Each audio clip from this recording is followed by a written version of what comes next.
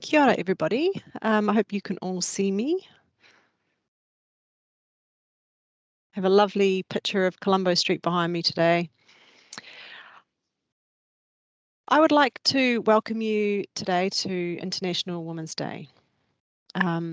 Interestingly, the event that is in the background of my photo was actually held on International Women's Day, organised by a group of women without even knowing it was International Women's Day, which was pretty amazing. And I see Emily Cambridge is online, and she was one of the organisers of this event.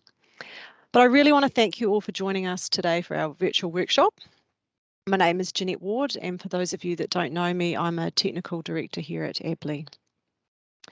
So it's with great pleasure on behalf of all the awesome ladies at Abley that we welcome you here today, and I'm going to introduce our presenter for this workshop, Anna Johnstone, who is the founder and CEO for the Female Career.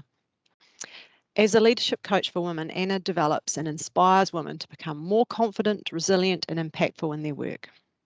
So welcome, Anna. We are thrilled to have you with us today.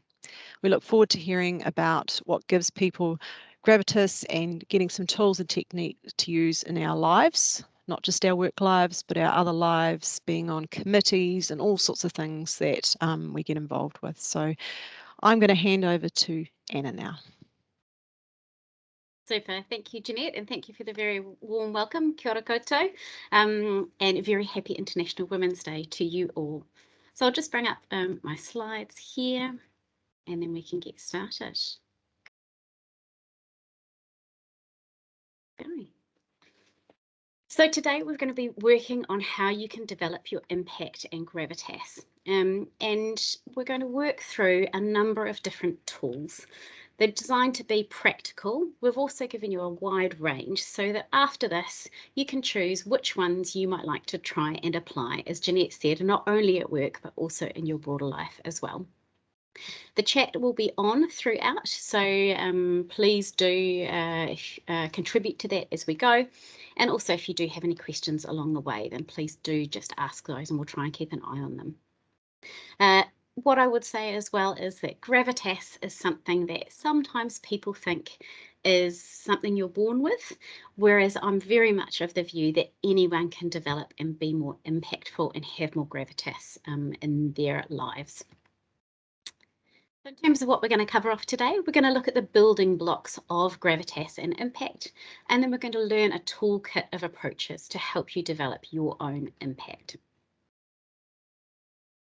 First of all, I've pulled together a slide of people who have impact, who have gravitas in some way, to get you starting to think about what does that look like? What does that mean? Whether it is the late great Nelson Mandela, whether it's Barack Obama, whether it's Sarah Hirini as the captain of the Black Ferns, maybe Jacinda Ardern or Helen Clark being previous leaders, whether it's Greta Thunberg from an environmental perspective, Jenny May Clarkson there down in the corner.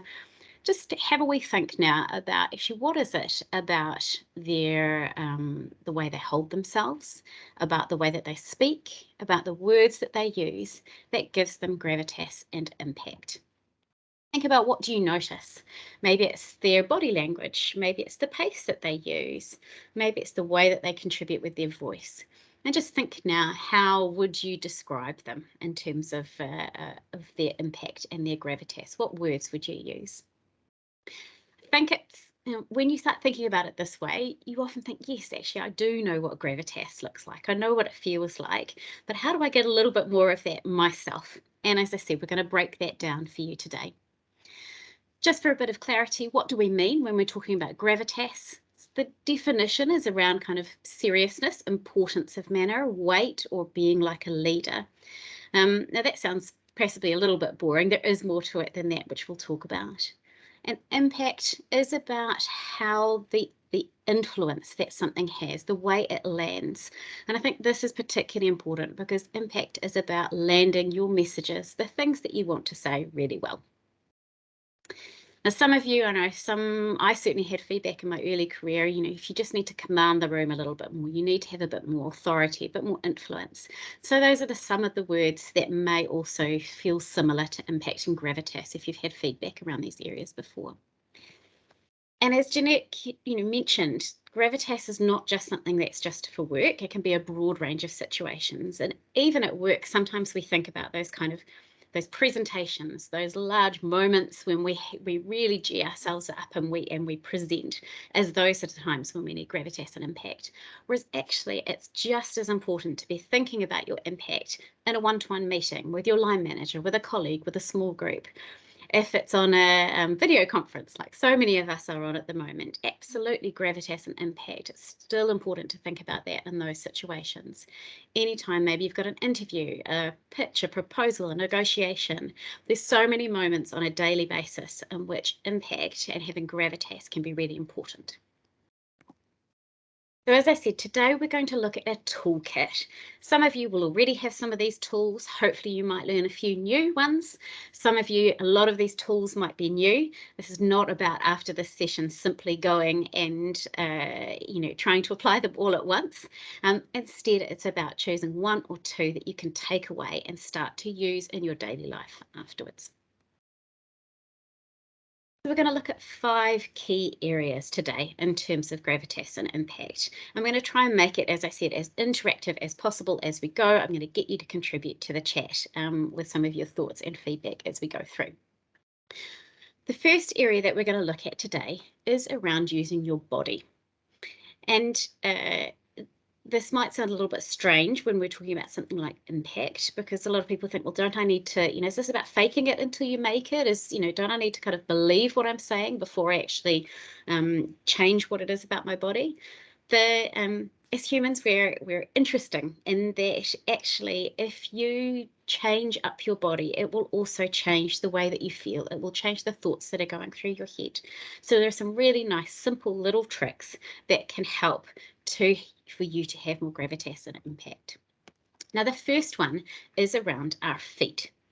And so what I would encourage you to do, whether you're in the office today, whether you're working from home, whether you're standing or whether you're sitting, think now about your feet and trying to get them really nice and firmly on the floor, really ground them. So you're giving yourself a very, very solid base to work from. If you're sitting in a chair, it might be, if you're a little on the short side like myself, you might need to kind of wriggle a little bit forward to get your bum really firmly on the seat and your feet then firmly on the floor. And what that does is it just makes you feel very solid and very steady. And so it gives you that sense of being in control. Also, naturally, by getting your feet very solidly on the floor, it lifts up your posture. It makes you stand or sit that little bit taller. So it's just a great simple thing to be able to do before you go into any of those situations that you want to have gravitas or impact in. The second one is around breathing, and breathing is a wonderful thing that can have, it's a small change that it can have a huge impact. So what I'm going to get us to do all together now is just to do 5 big deep breaths. And when I mean a deep breath, they're the breaths that go in through your nose and then out through your mouth, with more on the out breath than on the in. And then I want you to put your hand on your tummy as you're doing it. So sometimes we think about breathing as coming from our lungs, but in actual fact, a good deep breath comes down from our diaphragm, which is down near our tummy. So put your hand on your tummy, and we're going to do 5 big deep breaths together. So in and out, and in and out,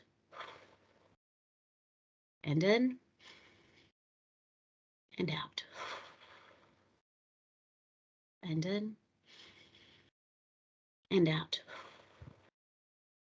and in and out.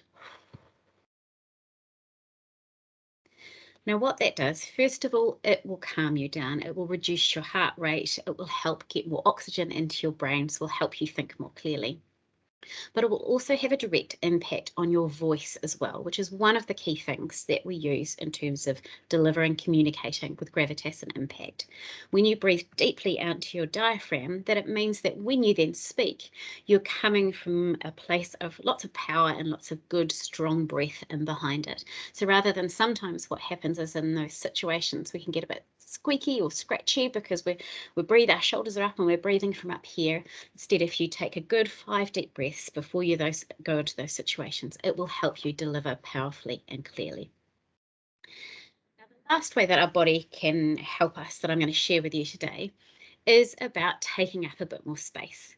Now, what I'm not suggesting is that you wander around your office with red boxing gloves on with your hands on your hips.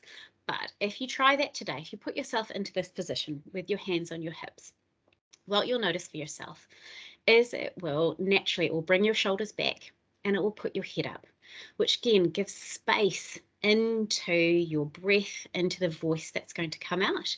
And it makes you look up and out and focus beyond yourself. It makes you take up more space. So often what I see when I look at women in meetings is that sometimes we kind of fold ourselves in on ourselves, maybe trying to take as little space as possible as we're sort of sitting there taking our notes with our arms folded.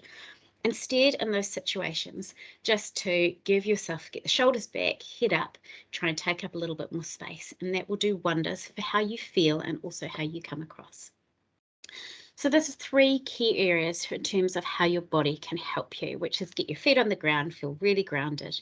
Think about your breathing, do some nice big deep breaths before you go into that situation, and then take up a little bit more space. I'm just going to pause there and stop sharing for a second to have a look at the chat. What I'd love to hear from you, that first section there about the body, which of those tips do you think might be useful to you? Which might you apply? If you just want to type your answer there into the chat, would be fantastic.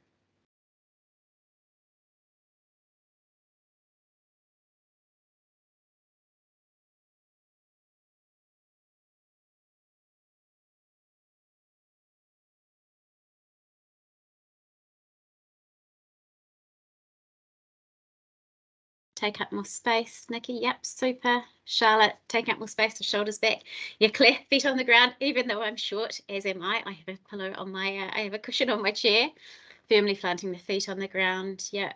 Jenny, talking about breathing better. Yeah. Actually, Rebecca, breathing really helps calm your nervous system. It does. And when you're thinking about gravitas, often it's people who feel very calm. Yeah. Deep breaths. Yeah. Absolutely. Taking up more space. Good, super. So hopefully those are some just very practical, quick and easy tips that you can use. And if you take nothing else of today, if you just take those 3 and start trying to apply them, I guarantee you that will make a difference in terms of you communicating with gravitas and impact. Okay, so if I move to the next section now. And the next section that we're going to look at is around your voice. Now, what we're going to do for the next couple of sections is I'm going to do a demonstration of 2 different options. So one's option A, one's option B. And I want you to think and observe which option has more gravitas and impact. Is it option A or is it option B? So this is the first option here. My name's Anna Johnstone and I work as a leadership coach and I'm passionate about gender equality. So that's option A. Here's option B. My name's Anna Johnstone and I work as a leadership coach and am passionate about gender equality. So I'll head back up to the chat again now and I want you to tell me which one had more impact and gravitas. Was it option A or option B for you?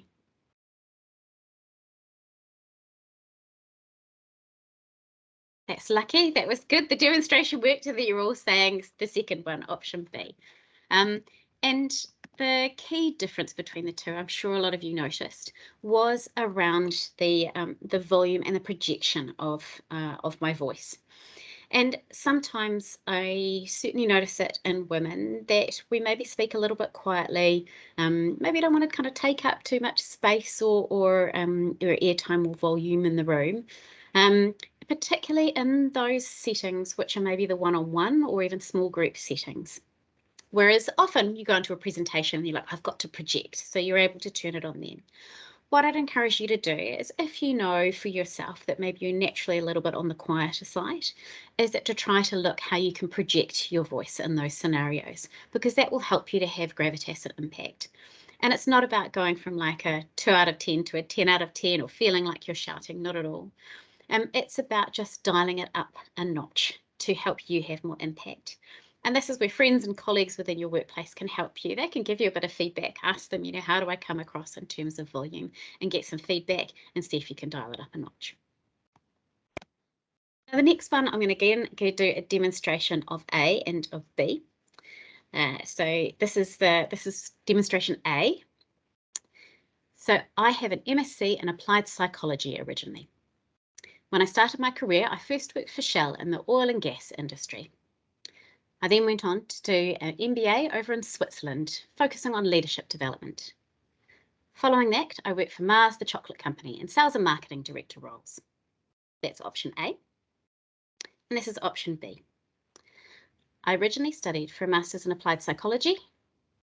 After that, I went and joined Shell, where I worked in the oil and gas industry.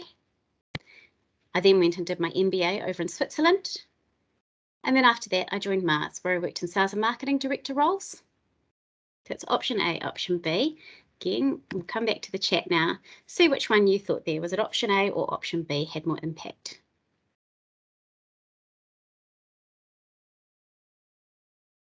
Yeah, you're saying option A there. B, you kept going up at the end like you're asking a question. Yep, too high-pitched at the end. Yep, a couple of you have picked it there. Absolutely. Has too much question in it. Yep. And this is absolutely one that I see a lot in the women that I work with. And I would say as women here in Aotearoa, we have a double whammy on this. That it's natural and as growing up in New Zealand or with a New Zealand accent to have that upwards inflection. And then often as women, it's something that forms part of our voice patterns as well. So we kind of have a double whammy here. And absolutely, when you go up at the end, it sounds like you're asking a question. It sounds like you're not quite sure of yourself and what it is that you're saying. What I've observed is that we don't always realize that we're doing it. We don't even realize it forms part of our natural voice pattern. So again, this is something that you could work with a colleague to say, well, is this something that pops up for me? Or is this something that you've noticed in the way that I speak? And then in terms of if it is, the thing that I found most helpful in working with clients is imagining it's like a rainbow. And the reason I say that is sometimes women get advice of, you need to perhaps drop the pitch of your voice, drop the tone down a little bit lower. And I find that when we do that, we lose all our energy and behind. Instead, this is about how do you land the sentence at the end. So you heard me saying, originally, I studied for a master's in applied psychology. I then joined Shell, where I worked in HR roles. So it's about landing that point at the end. It's not about kind of keeping that tone down. It's about landing and giving that firm impact to the last thing that you're going to say.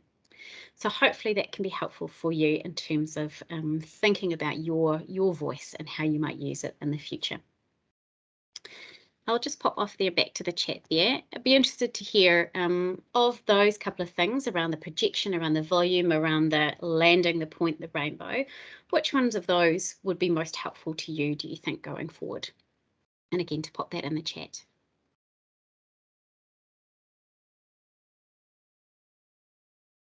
The rainbow, Nicola. Yep, the land that point. Great, the landing, Emily. Yeah. Yeah, love the idea of landing your sentence, the rainbow. Yeah. And Nikki, the projection. Yeah, because everyone's different in terms of the things that they want to work on. Yeah. Yeah, the landing for sure. Yeah, great, Emily. Yeah, Charlotte, it's interesting one about keeping short, succinct sentences. Yeah, that's a good point there in terms of impact. Sometimes we talk and talk and talk and talk, and then it's quite hard to know when you're going to stop and land your point. The landing gives you that finish. It closes before you move on. Yeah, great point. Jane, you found the projection one useful. Yeah, Ashrita, that's great to hear that both were useful. Fantastic. Okay.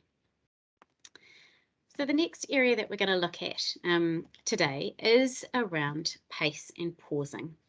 And again, I'm going to give you a demonstration and I'll be keen for you to hear which one do you think had more impact, option A or option B. So this is a wonderful poem, a very short part of the poem by Maya Angelou. This is option A. You may write me down in history with your bitter, twisted lies. You may trod me in the very dirt, but still like dust I'll rise. That's option A. And then this is option B. You may write me down in history with your bitter, twisted lies. You may trod me in the very dirt, but still, like dust, I'll rise. again. So let's pop back into the chat. Which one did you feel had more impact? Was it option A or option B? Yeah, you felt B was more impactful. Yeah. Option B, 100%, Grace. That's good to hear. Super. Yeah, and the pausing for the effect. Yeah. So if we look, what was the difference between those two? It was about the pace and it was about the pausing. Now, in terms of pace, what I find is that often when I work with people that that when they want to get their point across, either because they're so keen to get their views out, they really rush through what it is they're going to say, or maybe because they don't like being in the spotlight and they really just want to get out of it as quickly as possible. What happens though is when you rush things through is that things get lost. They don't have the same impact because you're racing through. And sometimes it can be hard for you to gather your thoughts and also for the other person to kind of keep up with what it is that you're saying. Generally, I would say if you take out some of the content and then but take up the same amount of time, you'll find that your messages will land much more. Now, alongside pace, there was also the pausing. Now, I obviously had extended pauses there for a bit of impact, but that's not to say that you can't use those or pause for a little bit longer in your day-to-day work. One thing that helped me when I've been trying to bring about more pauses in my work is simply having a hand on my thigh and tapping. So tapping 1, 2, 3 after a pause. It feels really long, but it just gives you almost like a physical reminder just to take your time. And what happens then is that absolutely your points will land so much more strongly. The person, your audience, has a chance to really digest, to process what you're saying. And then on the other hand, you also have a chance to really be able to go, okay, what was my point? Where am I going next? It gives you a chance to catch up with your thoughts. So I'd be keen to hear out of that section, then what was it that you took out of this section? And I can see also Anne's got almost a comment or a question. So I'll come back to that one in a second. But yeah, what did you take out of that section there from the poem and about the pace and the pausing?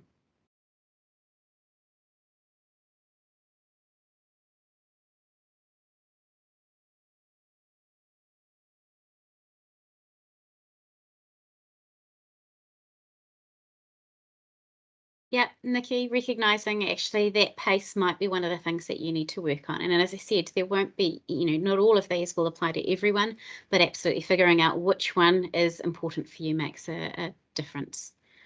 Yeah, making sure you slow down, Ashley. Yeah, that pausing is important for impact. Yeah, that pausing gives more effect to the sentence. Absolutely. A really great point there, if I go back up to Anne's point, which she says, sometimes I talk fast because I'm scared of being interrupted before I'm finished. And this is absolutely something that I hear from a lot of people, and particularly women. And research does show that women are interrupted much more than men are interrupted. I think it's probably so there's a couple of things I'd say. Choosing your moments for when you're going to use this pausing technique. If you know it is in an environment where the norms within that meeting are to interrupt each other, pausing may not be a helpful tool for you to use in that environment. It actually might be more about some of the other techniques that we might look at today.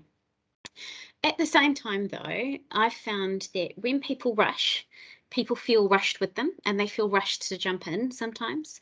But sometimes if you operate with more of a stillness and more of a surety, and that there is in slowing yourself down and giving yourself some pausing, you're almost operating with this inner sense of confidence and control. And that often means that people give you more space as well, which can be helpful. But again, definitely choose it depending on your audience. And particularly in a meeting setting, and it may or may not be something that some of you have seen before in meetings, but one thing that can work really well is setting up some ground rules up front. So for example, saying, okay, for this meeting, let's say that nobody interrupts anyone else. And you appoint somebody else as the person who looks out for that and calls people up. And I tell you what, you'll have a much better meeting for it. And then it means that nobody is rushing for space. It's giving everybody a chance. So the next piece that I wanted to go on to was around power, and power in sometimes in the way that we speak and we communicate, that we do some things that can take away from our power. Okay, so again, I'm going to do an A and a B demonstration, and I want you to think about which one has more impact. Okay. So I run a business called The Female Career. We do leadership development for women. We have a podcast that tells the career stories of New Zealand women, and we also do gender balance consulting for organisations. So that was option A. Here's option B. So I run a business called The Female Career. We do leadership coaching for women. We have a podcast that tells the career stories of New Zealand women, and we also do gender balance consulting. Okay. So that was option B. So let's come back on the chat now, and which one did you think had more impact? Was it option A or option B? A, yeah, A was much stronger, much more focused. Yeah, yeah, great. Yep. So that you hopefully will have noticed what was the difference between some of those, and one of the key differences was around using your hands. And so particularly if you are feeling a little bit nervous going into one of those kind of high stakes conversations, sometimes our hands, the nervousness comes out in our hands. Maybe it is by playing with your hair, maybe it is by playing with jewelry, rings, a watch, a pen sometimes, you know, a necklace, a bracelet, whatever it might be around us. And what that does is it distracts from the conversation, and then it detracts from your power, from the impact that you're able to have with your words. Now, again, some of you won't find this an issue. Some of you will go, oh, that was me. I know I do this. So some of the pieces of advice that I've learned or gathered over the years, somebody told me a while ago, a great piece, which is either tie it up or take it off, which means if you know you have a tendency to play with your hair during a meeting, then to tie it up if you've got a meeting that you really want to have impact and gravitas in. The same if you know that you have a tendency to play with jewelry, play with a pen, play with whatever it might be, your watch, then to take that off if you can before that meeting, because then it takes away the temptation and makes it less likely to happen. So I thought that was just a kind of nice, simple piece of advice. The other thing then people then goes, well, what do I do with my hands? You know, I'm conscious that I want to do something with them. If you are somebody who naturally uses their hands, and I am definitely, whenever I speak, I'm always using my hands, then keep using them. I mean, the idea of particularly people who have gravitas and impact are people who are acting naturally as well. So if it's natural to use your hands, use your hands. If you find that you're somebody where you use your hands, but they kind of wave around a little bit, they sort of, you feel like, oh, they're maybe not giving me the strength that I want, then a nice little tip is simply to put your thumb together with your 2 forefingers like this, and then you can still move your arms around, but it just gives a different kind of impact and power to the use of your hands rather than flailing around with your fingers. If you find that you're the kind of person who doesn't really like to use your hands but doesn't want them to get in the way, then absolutely loosely resting them together in your lap can be just a helpful thing to do. But essentially figure out how you might use your hands to support you rather than to distract you or distract others and detract from your message. Now, the next demonstration that I'm going to do is one that always makes me smile whenever I do it, because I hear myself in it very much in the 2 different versions. So first of all, I'm going to give you, so again, option A and option B. Let me know which one you think has more gravitas and impact. So we'll do option A first. Sorry, Susan, to interrupt, but could you possibly just give me a little bit, maybe a few minutes of your time for a question? So that's option A. Then option B is, Susan, would you have 2 minutes for a question, please? That's option B. And let me know, which one did you think had more gravitas to it? Is it option A or option B? Option B. Yeah, absolutely, absolutely. And so what was the difference between those? The difference was that in that first one, there were all sorts of words that were in there that are minimizers, that undermine the power that we have. There were words like just, I was just wondering, could I just have a few minutes of your time? There was that kind of sorry to interrupt, sorry, I might be wrong, sorry, I disagree, that one that sneaks in there. A little bit, a few, those kind of, again, minimizers in the end, or just those interjection of words like possibly, maybe, that sit within there. And what these serve to do is they take away from your power, they take away from the impact of your message. And there's something that I see again and again in many people's speech, and often within women's speech. And they often come from a place where we're trying to kind of maybe soften, deliver a nice message, not come across as too harsh. I find often with women, it can feel like there's a bit of a tightrope between communicating assertively, but being seen maybe as a bitch on one hand, or being too soft on the other hand, and being a pushover, but you're trying to find this kind of tightrope in between, and these words slip in. I know for me, my nemesis is just, it's always popping into my sentences and my communications still after years. The thing that's helped me to first of all look to eliminate these is to look at my written words. So to look at my emails and then to go back and read them with saying, okay, what's that just doing in there? That's not adding anything. Did I need to say that sorry there? Maybe not. Could I just eliminate that a little bit, possibly maybe out of there? And all of these words, these minimizers, are ones that you can simply get rid of. You can eliminate them. They don't add anything to what it is that you are saying. And so these are ones that you can take out.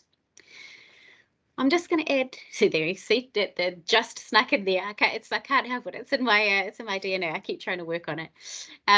The second area that I wanted to share was around qualifiers. And these ones, you may recognize these in the way that you speak and that that they pop up for you. I see them a lot, and I'm really aware of them now when I'm listening to people. So they're qualifiers that, I'm no expert, but my thoughts are this. I could be wrong, but my view is this. I'm just thinking off the top of my head. These are my thoughts. And then you've said something, you've contributed your views, you've added what it is that you want to say, and then you close off with, does that make sense? As if somehow the few minutes that you'd said, all the things you said beforehand made no sense at all. And these are things that I see very often, and particularly in women. And there's lots of reasons why they're there. Again, there will be partly around, okay, I'm softening. I don't want to be necessarily too direct, is often a concern that I hear from people. They also, though, often can come from a quite a positive place, which is particularly those first three, is I may not be right, and I want to give space actually for other views to be heard around the table. And that last one may come from a place of, does that make sense? Actually, I just want to check, as the people who are listening to me, or the person listening to me, that you've understood me, that you've got my message clearly. So they're coming from a good place. So these ones, rather than just eliminating them, it's more about replacing them. And so these are some alternatives that you can use if you know that these sentences, these words come into your speech patterns. So it could be you say, in my personal opinion, or from my perspective. So it's giving still space and room for other perspectives. It could be that you're very explicit about that. So saying, there could be many different views. I see 2 or 3 possible options. My recommendation would be this. So you're giving space and room for other options while still being quite clear on what your view is. And I have to say, flipping those ones around have been really helpful for me, because they help me to kind of own what it is that I'm saying, but also to give space for others, which I felt was important for me personally. And then instead of, does that make sense? A couple of nice phrases that can help there can be, I'd love to hear your thoughts. I'd look forward to your thoughts. It would be great to hear if you have any questions. doing exactly the same job. It's serving the same purpose, but it's doing it in a way that has much more power and impact. It's not detracting from your power, it's maintaining your power.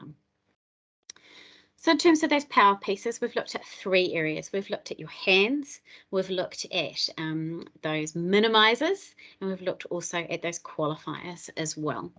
I'd love to hear which ones of those in the chat have been which of those tips, ideas, toolkit pieces were most useful for you. Was it around the minimizers, the qualifiers, or was it around the hands piece?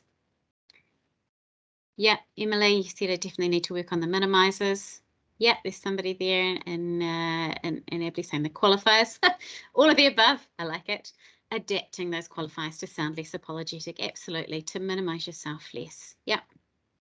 Yep. Needing to stop saying sorry so much. Yeah, the well-intentioned qualifiers. That's a great point, Christine, because they do have good intention behind them. You can just swap them out for something that's got a little bit more impact to them. Yeah, so figuring out those alternatives. And the nice thing is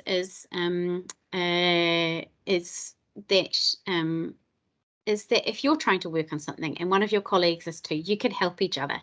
So you can pick it out. You can say, "Did you realize that you just said, does that make sense?" at the end of your few sentences. Sometimes we're not even aware of those, but by having a colleague who's now been on this session who can point it out in a supportive way helps you to shift that behavior over time. Yep. And I've just seen a great tip there from Rebecca about another phrase that you could use. "In my experience" is another great phrase. Again, that's a powerful view, powerful phrasing, but still does the same thing in terms of saying somebody else's experience might be different. Great. So then we move to the last piece of the 5 areas that I wanted to talk about today. And this one is around emotion. And what I have often found is that sometimes the women that I work with, in the desire to come across as more professional, to be taken seriously, and out of fear of being called emotional, because that can often be labelled or held at us as a criticism at work, that they take the emotion out of some of their communications. And so they try and kind of strip it back to the facts, the figures, and somewhere in there, they might also lose a little bit of themselves. And I definitely went through this earlier on in my career. I was trying so very hard, particularly as a young woman. So I was working for, as I said, for Shell and oil and gas, surrounded by lots of much older men. And I went kind of down this very professional, formal route. And it was only about 3 years in that somebody who'd known me earlier on said, "I just feel like you've lost yourself and you used to bring sort of more liveliness and energy and emotion into what it is you were saying. Where's that gone?" And it was a real light bulb moment for me of, oh, hang on a second. How do I sound both professional and also bring myself and the emotions that I feel into into my work? It was a real light bulb moment for me. So I wanted to talk about a couple of ways in which you can do this. Now, the first one is even just hearing the different emotional parts of your voice, and we all have them. We have different voices. And so we're going to do an exercise now to practice them. I want you to put your hand on your head. Hope you're in a space that you can do this without everyone looking around you too strangely. And first of all, we're going to access what I would call your head voice, which is a certain kind of style and energy into it. We're going to say the days of the week. So simply Monday, Tuesday, Wednesday, Thursday, Friday, Saturday, Sunday.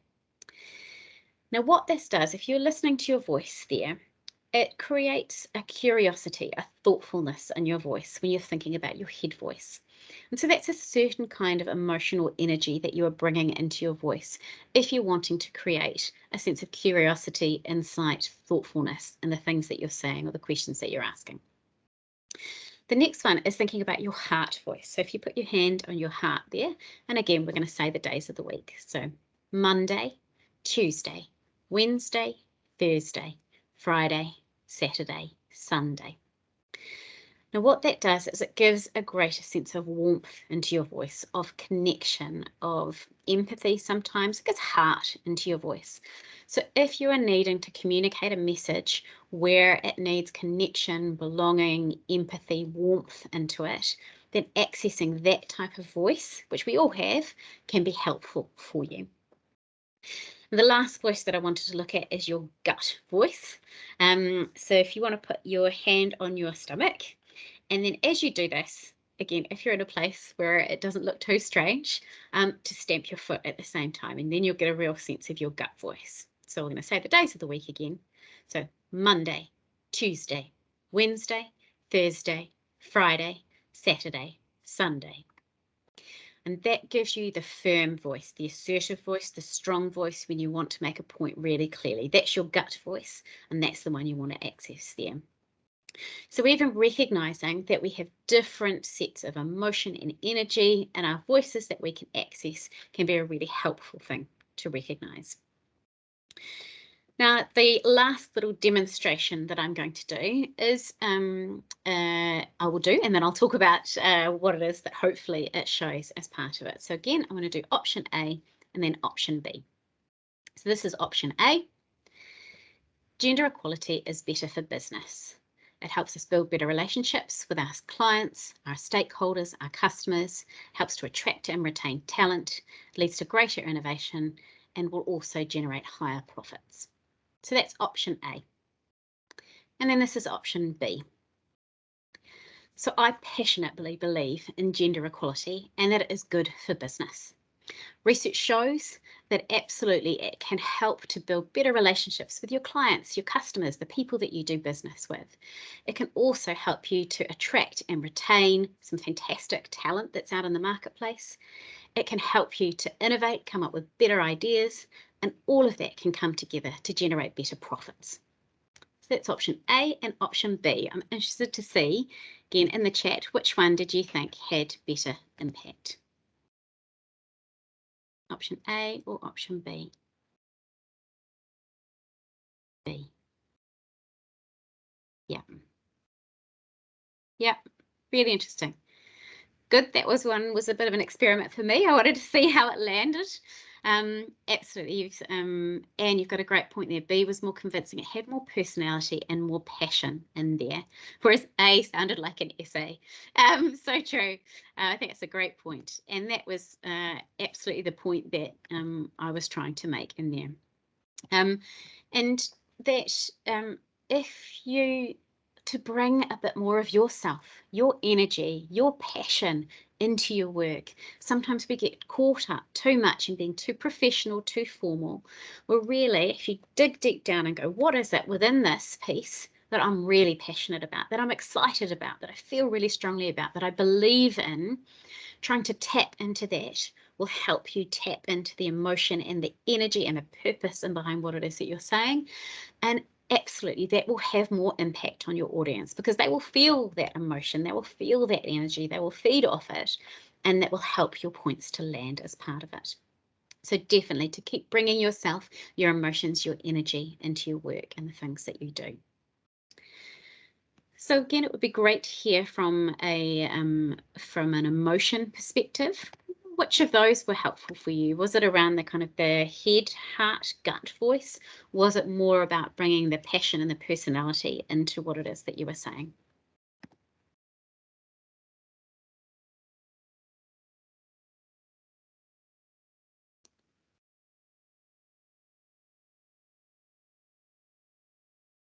Yeah, Kathy, you said about bringing the personality and passion. Yeah, bringing your personality in. Yeah.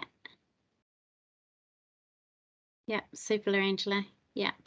The passion and personality. Being yourself, Emily, absolutely. Bring in the personality, Susanna. Yeah, definitely. Yeah. Wonderful. But choosing the audience for this carefully, and I think that's a good point, Anne. Somebody else has set up here, if I go back up, perhaps if typically an alpha male audience, A may be more direct communication that they'll receive. I think that's really interesting, and particularly I'm sure many of you work in organisations, industries that are perhaps more male, more rational, more logical, more technical in their nature. and where that's a more standard way of operating. Absolutely think about your audience, think about what will land best. But my experience is, even when I go and present to leadership teams, to boards of quite, kind of infrastructure companies, that having that passion in behind captures attention and helps points to land. So figuring out how you bring that in while still staying kind of professional and clear can be helpful. I loved you. There's a lovely comment there from Claire, which she said that sort of passion personality piece, you found that out after doing a leadership course. People asked where the bubbly Claire went. And that's such a lovely point. Yeah, nice. There we go. Okay. And just a lovely quote from Oprah to close off this piece. So passion is energy. Feel the power that comes from focusing on what excites you. And often that's a great way to overcome nerves as well, because nerves can get in the way if you're having impact and gravitas. But nerves, if you can flip those around and recognize, okay, what am I excited about within this? That can help to shift that and to help to give your message more weight. So we've talked today about 5 key areas. We've talked about your body, how grounding your feet, how taking those nice big deep breaths in, how taking up your space can help you have more impact and gravitas. We've talked about your voice and how making sure you maybe dial that volume up a notch to project out, but also to land your points in that rainbow, how those things can help. We've talked about how slowing down, managing your pace, giving yourself time to pause for your points to land can help land those with the audience and can also help you, give you a chance to catch up with what it is that you're saying. We've talked about power and about sometimes the ways in which our hands maybe detract from our power, or maybe the words that we use, whether it's those little minimizing words or whether it's the qualifying phrases and some replacements for those. And then we've talked about emotion and how bringing passion and personality, thinking about the different types of voices that you have, can help for your messages to land with gravitas and impact. Now, as I said, we've covered a wide range in a toolkit. If you went out and started applying all of those tomorrow, it would feel pretty crazy, I would say, for yourself and for everyone around you. So the point is not to try and do them all. The point is to probably choose 1, maximum 2 out of these areas and to try them, to experiment with them, to give them a go for a few days and see about the impact that it has on you and how you feel, but also the impact that it has in the way that your messages land. And hopefully it can help you communicate with more gravitas and impact. So we've covered a wide range of tools, hopefully built up your own toolkit so that you've got things to delve into afterwards. I will send this presentation on to you afterwards, so you've got a copy. And if you do have any questions, please do feel free to get in touch at any stage. I'll let you know my email address at the end of this. I guess before we close off, and I will hand back on to Jeanette in just a second, I'd love to hear, first of all, what have been your key takeaways from today? Which have been the things that you have found most useful out of today's session?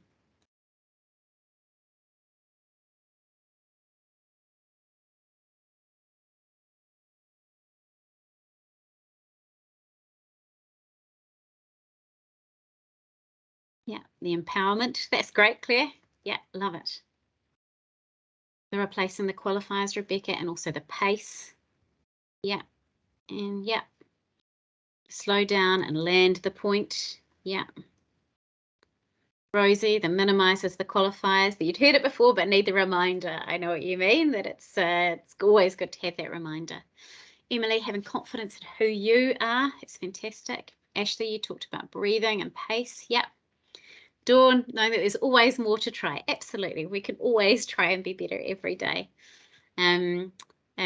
Charlotte, you just said, okay, drawing attention to all those different parts, those facets that impact on how we are perceived. Sarah, great to hear there's lots of useful stuff. The passion was the one that hit you the most. Christina, you said that you need to stop playing with your hair. Again, everyone's different in terms of some of their bugbears. Fiona, that we can still have passion and not change who we are in the workplace. And there was a comment there earlier on that I saw. Let me go back up and see who it was. Nikki, that you said it can feel vulnerable bringing in your passion in a professional environment. It can feel vulnerable. It's also very brave and courageous. And so, you know, I'd encourage you to find a way that you can do it that maybe stretches you, but doesn't get you completely out of your comfort zone. Yeah. Vanessa, it's okay to show your personality, be yourself, communicate slower, and don't make excuses with the qualifiers. Absolutely, that you have useful things to say. Wonderful. So before we close off, absolutely, if any of you have any questions afterwards, then do feel free to drop me a line afterwards. It's just anna@thefemalecareer.com.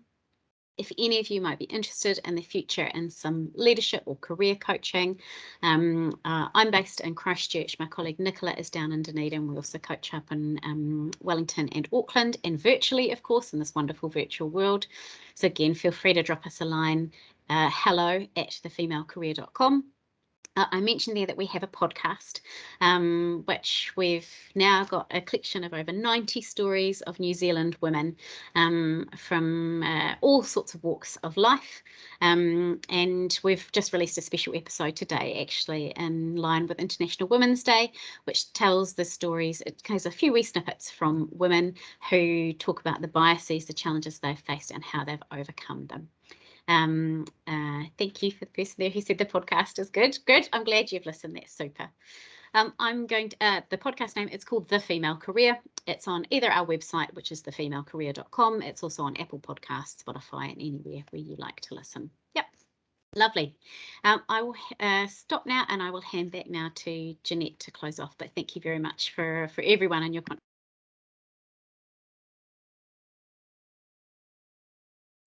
Thank you so much, Anna, once again. Every time I hear you speak, I get kind of inspired and motivated. And as someone mentioned, it's those reminders that are really good as well. If you have heard these kind of tips before and you just tend to forget about them.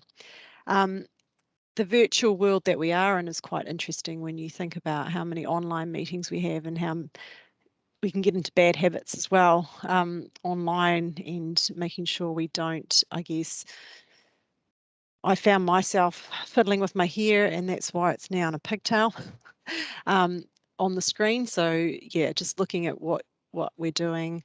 I wore a mask to a council meeting recently, and that was quite interesting because you couldn't tell everyone's kind of facial expressions. It was hard to read the room. So yeah, it's a different world we live in. But yeah, thank you all so much for coming along today, and I hope you go away feeling inspired and more I guess confident. So thank you so much, and we will go back to our day lives now. And once again, happy International Women's Day.